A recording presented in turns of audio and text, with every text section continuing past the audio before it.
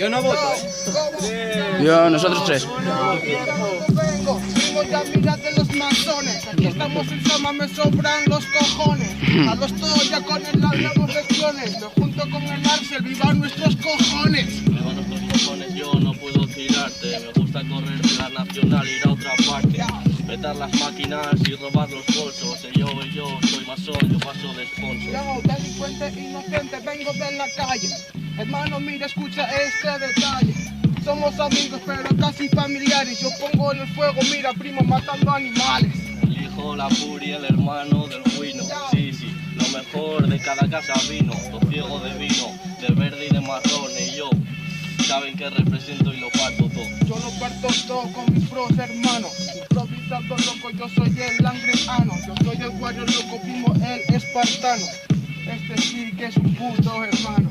Yo soy un hermano puto, claro que sí. Pero no puto, solo escupo porque soy un MC. Las estructuras duras saben que no pueden durar más de lo que dura una estructura buena del mix. En lo que dura la estructura, la más de las poneduras. Me sobra cultura, primo, para estar a la altura. Que disimulas, primo, mira que te la comes tu cura. Me junto con el Axel y mira, siempre echando leña. Siempre echando leña, yo soy la leyenda. Vengo aquí para follar. Pregúntale a la ciega si coge el tiempo.